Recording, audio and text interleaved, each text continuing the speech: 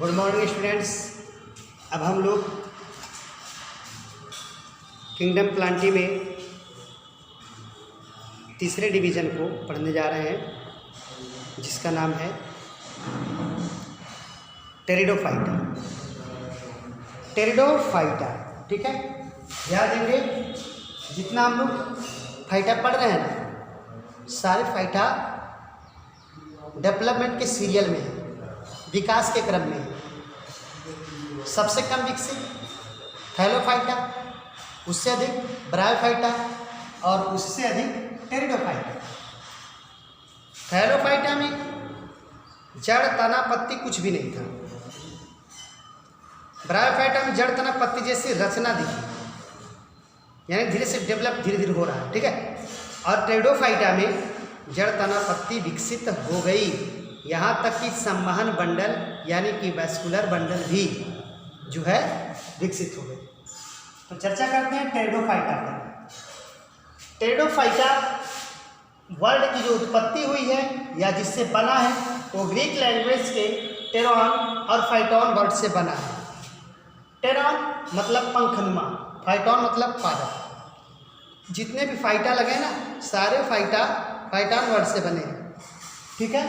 और फाइटॉन का मतलब होता है प्लांट, पादप, पौधा, ठीक है। तो आप समझ गए होंगे, यानी कि इसमें कैसे पौधे देखने में कैसे होंगे, पौधे पंखनुमा होंगे, यानी कि जो टहनियाँ जो पत्तियाँ दिखेंगी वो कैसे दिखेंगी, कैसे दिखेंगी, पंखनुमा दिखेंगी, ठीक है। तो टेरोन और फाइटोन वर्ड मिलकर बनाता है टेरिडोफाइटा, ठीक है। अब आपको बताएंगे, बहुत इंपॉर्टेंट बात है यहाँ पर मैंने राइट किया है, समझिए। वैस्कुलर बंडल युक्त पृथ्वी पर उगने वाले ये प्रथम प्लांट थे, ठीक है। इस पृथ्वी पर वैस्कुलर बंडल यानी संवहन ऊतक, जिसमें जाइलम और फ्लोएम, याद कीजिए पिछले क्लास में आपको जाइलम फ्लोएम पढ़ाया गया था।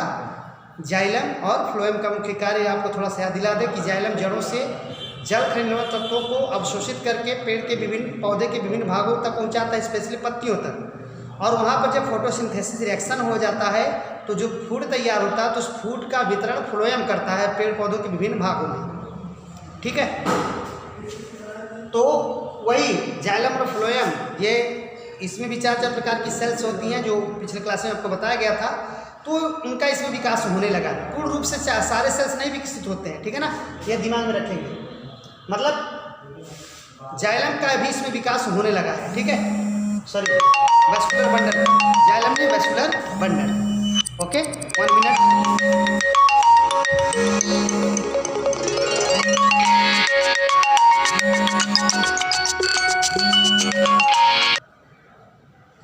ठीक है। तो क्या होता है इनमें वैस्कुलर बंडल डेवलप होने लगता है, ठीक है। सारी सेल्स तो नहीं, लेकिन वैस्कुलर बंडल की कुछ सेल्स डेवलप कर जाती हैं, ठीक है। दूसरी बात, जीवाश्मी रिकॉर्ड के अनुसार इनका उदय 350 मिलियन वर्ष पहले हुआ। पृथ्वी पर 350 मिलियन वर्ष पहले ये पृथ्वी पर आए थे, ठीक है। और पृथ्वी पर आने वाली ये पहले वो प्लांट थे जिसमें वैस्कुलर बंडल डेवलप देखा गया, ठीक है। ये ठंडी नम छायादार स्थान पर उगते हैं, कुछ रेतीली भूमि पर भी, ठीक है। जहाँ जहाँ थोड़ा ठंड प्लेस होगा, ठीक है, रेतीली भूमि, हल्की, ज़्यादातर नहीं, बहुत कम रेतीली भूमि पर, और नम छायादार। यही वजह है कि इसकी जो इनका जो आर्थिक महत्व है ना, सजावट के लिए होता है। यही वजह है कि ये छाया में रह लेते हैं, ठीक है। नम छायादार स्थान, हमेशा के लिए नहीं, कभी कभी धूप में तो रखना पड़ेगा क्योंकि फोटोसिंथेसिस रिएक्शन जो उसमें करनी है, ठीक है। तो ये नम छायादार स्थान पर भी उग आते हैं, ठीक है। और इनका आर्थिक महत्व की दृष्टि से आप देखेंगे कई ऑफिसेज में इस तरह से प्लांट्स आप देखे होंगे, और कई लोग अपने घर की चार दीवारी पर भी गमले वगैरह में लगाते हैं, ठीक है। तो ये इसी ग्रुप के प्लांट्स होते हैं, टेरिडोफाइटा के प्लांट्स होते हैं, जो सजावट के लिए ज़्यादातर यूज किए जाते हैं, ठीक है। आगे चलकर आप एग्जाम्पल भी तमाम देखेंगे अभी। तो और खास बात, इनमें real stem roots leaves present होता है, ठीक है। तो छोटी सी बात हो गई, क्योंकि डेवलप में हम लोग सुबह में आपको हमने बता दिया टेरिडोफाइटा के बारे में कि डेवलप क्या हो जाएगा इसमें। तो इसमें वास्तविक स्टेम रूट और लीव्स प्रेजेंट रहेगा, ठीक है। कुछ इसमें ऐसे प्लांट्स होते हैं जिनका लिप्स क्या होता है, स्मॉल होता है, और कुछ ऐसे होते हैं जिनका लिप्स लार्ज होता है। स्मॉल लिप्स के एग्जांपल सिलेजनेला है और लार्ज लिप्स के एग्जांपल फर्न्स हैं। ठीक है, फर्न है, बस समझिए।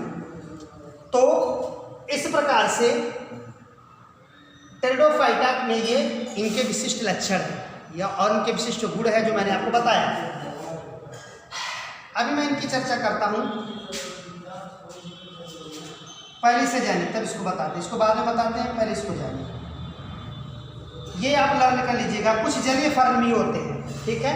फर्न की कुछ प्रजातियां ऐसी हैं इस फर्न की, लार्ज लिप्स वालों की, जैसे मार्सिलिया, साल्विनिया, एजोला। ठीक, once again, marsilea, salvinia, azolla, ये सब ऐसे प्लांट्स होते हैं जो जिनका जो मतलब जल में पाया जाता है, ठीक है, जो जली होते हैं। आए बस समझ। अब थोड़ा सा हमने एक प्रकार एक फर्न का हमने यहाँ पर फिगर बनाया, आप देखेंगे इस तरह से दिख रहा है, ठीक है। इसमें आप ऐसे ऐसे सीरियल में क्रम में पत्ती को देख रहे हैं, ऐसे जो है पतला होता जा रहा है ऊपर की तरफ, ठीक है। फिलहाल बहुत सुंदर लगते हैं देखने में ये प्लांट्स। तो अब इसमें इनके स्ट्रक्चर में क्या क्या प्रेजेंट होते हैं, इनके कौन से स्ट्रक्चर क्या कहलाते हैं, अब आपको ये बताएंगे।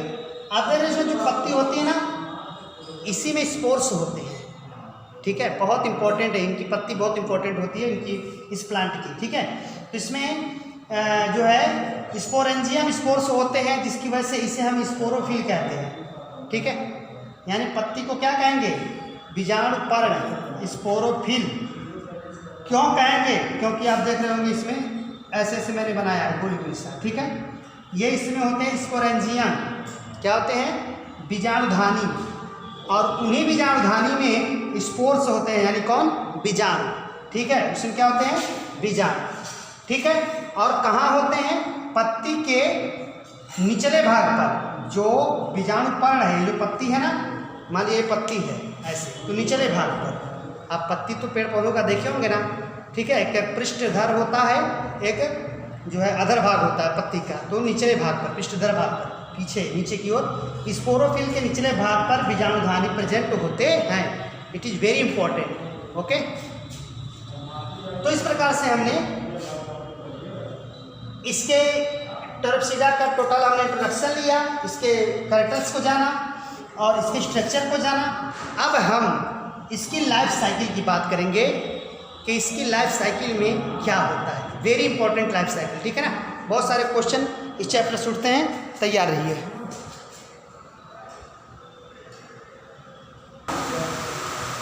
तो स्टूडेंट्स, अब हम लोग लाइफ साइकिल पढ़ेंगे एक फर्न का, एक टेरिडोफाइटा प्लांट का, ठीक है। कि क्या होता है लाइफ साइकिल में, तो इनके भी लाइफ साइकिल में अल्टरनेट ऑब्जर्वेशन आता है। अल्टरनेट ऑब्जर्वेशन मैं यहाँ लिखूँ ऐसे, अल्टरनेट ऑब्जर्वेशन, अल्टरनेट ऑब्जर्वेशन का मतलब पीढ़ी एकांतरण, पीढ़ी एकांतरण। मैंने अभी थोड़ी देर पहले या इसके पहले वाली वीडियो में मैंने बताया था पीढ़ी एकांतरण के बारे में, जिसमें गैमेटोफाइट और स्पोरोफाइट दोनों अवस्थाएं आती हैं, तो उसमें कहते हैं कि यहाँ पीढ़ी एकांतरण है, ठीक है। तो यहाँ पर भी अल्टरनेट ऑब्जर्वेशन है, पीढ़ी एकांतरण है, ठीक है। तो चलिए जानते हैं कैसे क्या होता है, ठीक है। अभी मैं फिगर मिटा दिया, इसके पहले वाला जो था उसमें मैं एक वर्ड लिखा था जिसके बारे में मैं आपको बता नहीं पाया, समबीजाणु और विषम बीजाणु। जब बीजाणु सेम होते हैं, जब बीजाणु सेम होते हैं मतलब बराबर होते हैं, ठीक है, स्ट्रक्चर में, तब उसे कहते हैं समबीजाणु, ठीक है। यानी कि मेल गैमेट्स और फीमेल गैमेट्स के जो भी बीजाणु हो क्या हो, सेम हो। लेकिन जब एक बड़ा हो, छोटा हो, जैसे कुछ में होता है, कुछ में बीजाणु क्या होता है, छोटा होता है, और कुछ में बीजाणु क्या होता है, बड़ा होता है, ठीक है। जैसे कुछ प्लांट्स टेरिडोफाइटा कैसे हैं जिसमें जो स्पोर्स होते हैं, मेल स्पोर्स छोटे होते हैं और फीमेल स्पोर्स बड़े होते हैं, ऐसी स्थिति में उसे हम विषम बीजाणु कहेंगे, ठीक है। चलिए अब life cycle of A fern, ठीक है, हम समझेंगे। यानी अल्टरनेट ऑब्जर्वेशन, पीढ़ी एकांतरण इसमें भी आता है। वजह क्या है, क्योंकि इसमें भी स्पोरोफाइट और गैमेटोफाइट दोनों प्रावस्थाएं आती हैं। ठीक है, तो चलिए जानते हैं। मान लिया है कोई फर्न है, ठीक है, वो 2n में है, 2n बोले तो स्पोरोफाइट में है। ठीक है, स्पोरोफाइट में, ठीक है।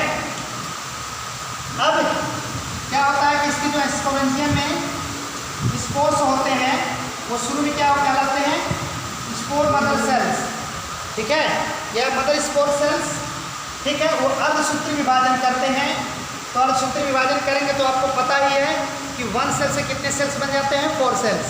ठीक है, तो यहाँ पर अब जैसे ही 4 सेल्स बने को अगुणित यानी हैप्लॉइड हो जाएंगे, n हो जाएंगे, n, इसलिए मैंने यहाँ पर लिखा है स्पोर्स। अब ये क्या करता है, ये डेवलप करता है थैलस को, जिसमें एंथेरिडिया और आर्किगोनियम प्रेजेंट होता है। देखिए एंथेरिडियम सिंगुलर नंबर है, एंथेरिडिया प्लूरल नंबर, उसी प्रकार से archegonium singular number, archegonium plural number होता है। ठीक है, तो एंथेरिडियम यानी कि हिंदी कहते हैं कुंधानी में प्रेजेंट होता है पुमण। ये पुमण क्या है, मेल गैमेट है। क्या है, मेल गैमेट। ठीक, और इसी में यानी क्या होता है, बाइसेक्सुअल होता है। थैलस क्या होता है, बाइसेक्सुअल होता है, बाइसेक्सुअल। ठीक है, तो इसी में स्त्रीधारी या आर्किगोनियम होता है, जिसमें एग सेल होती है।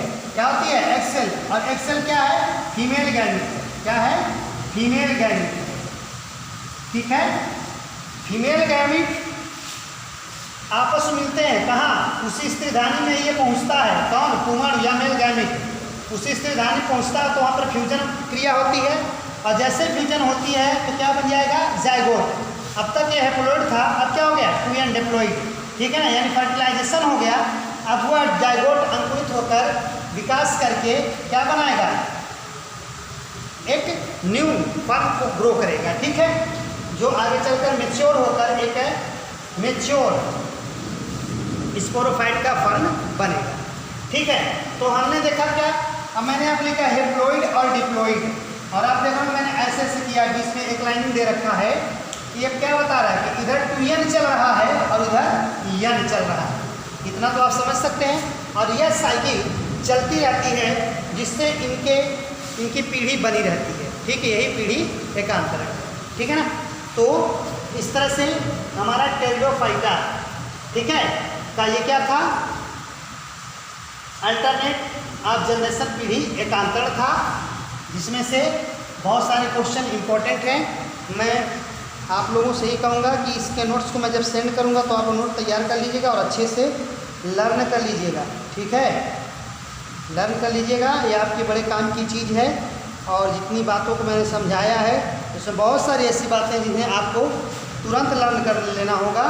ठीक है, तो इस प्रकार से अगर कोई ये पूछ रहे आपसे कि पुमण या मेल गैमेट स्त्रीधारी तक यानी कि आर्किगोनियम तक कैसे पहुंचता है, तो वाटर के माध्यम से पहुंचता है, जल के माध्यम से पहुंचता है। यानी कि जल का इनके रिप्रोडक्शन के लिए जल का बहुत ही होना जरूरी है। ठीक है बस समझ, वाटर के माध्यम से पुंधानी से पुमण निकलकर स्त्रीधानी के मुंह तक पहुंच जाते हैं, और वहाँ पर जाकर एग सेल को फर्टिलाइज करते हैं। ठीक है बस समझ। और जो स्पोरोफाइट बनता है, जाइगोट, जो यहाँ पर स्पोरोफाइट बनेगा वह क्या होगा, ये पहले जाइगोट बनेगा, अब यह क्या होगा, मल्टीसेलुलर स्पोरोफाइट बना देगा। ठीक है ना, इस प्रकार से इसका यह अल्टरनेट ऑफ जनरेशन पीढ़ी एकांतरण आपका इसमें समाप्त हुआ।